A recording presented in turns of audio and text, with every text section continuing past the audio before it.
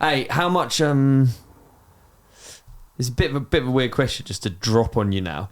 How much really does it cost to run a team like that? Huge question. It is a huge question, but so I'm interested because we've talked about the caravan, and now the caravan was obviously bare bones, basic. I mean, to be honest, the caravan days you were still working in London on a rickshaw. I was getting like $2,000 a year then. Yeah. To run the team. So I'm not saying to run your team. I'm saying to run a team that, let's say, just competes at World Cup downhill. Let's just stick to that instead. Okay. You probably need at least like $400,000. Is it? Yeah. Yeah, like 400,000 would probably do it like pretty good. Yeah.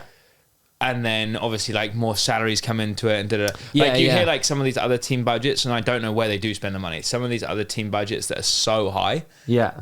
That I know I'm just hearing through the grapevine, but they're like wildly high. If I had a budget like that and I feel like I was as efficient as we are with some stuff, I could fly the team half the races from the airports in helicopters. Yeah. With some of these other team budgets. It's wild what some of them are spending and how much staff they have. But 300,000 to 400,000, you could run like a dialed ship. Like a dialed ship. If you weren't paying people hundreds of thousands each. Yeah. You could run a really good ship. Because it always interests me, like, and you see motorsports, like how much it costs just to do a season. You see so much waste though, even in downhill, with like excess staff or people not booking flights, or like we have this team managers group chat and they'll book these houses in America for $10,000 a week, and I just go online and do it for 3 or 4, and I don't. Not that I'm good, I don't know. I'm like, well, how are you all not finding them? There's loads of these houses for 4. But I think, dude, with like money comes ease, and sometimes you just say, that one's 10 grand, who cares? Yeah. You know, and it's just wild. Like, we heard one of the teams, I'm not going to name names, went to Whole Foods in America last year and spent $10,000 on food for the week. God. $10,000 for a week of food. Wow. I think that might have been XC and downhill, but still. 10,000, and so much got thrown out apparently. So much. And you're like, so you can run a team on a small budget. Yeah. But like as you get bigger and better and you want better accommodation, you want a physio, you want this or that. But because interestingly, on your team, Eddie used to run a team as well. Eddie didn't he? had Bergamot. Eddie ran Bergamot off his iPhone, like a cracked iPhone, dude. Like Eddie's a wild man, like mad respect. But he did a couple of years doing that, didn't he? Maybe before our team, I think 2. Yeah. Pretty funny. It's wild, yeah. That's a good laugh. It's a good laugh, but I don't know. I could chill out a bit soon.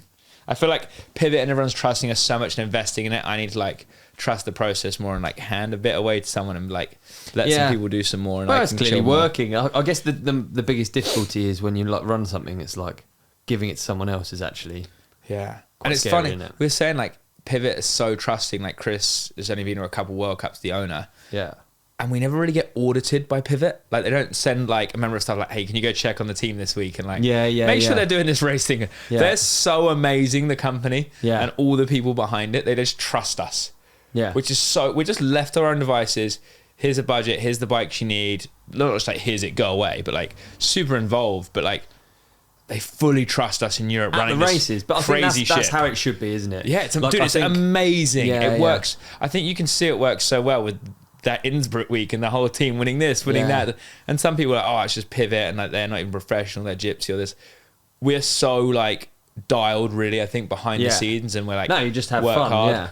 Because we're having fun at the races, people are like, or on social media, people think we're not serious, but we really, really are.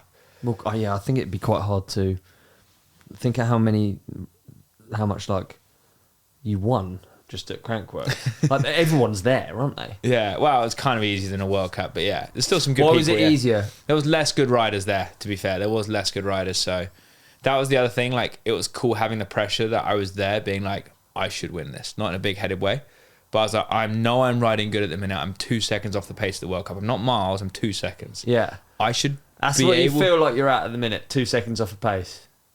Not now. That week I did it. Val d'Isère, I thought I was on pace. But before that, I was like, well, at Leo Gang, I did a 3:03 on a wetter track than the winner did a 2:59.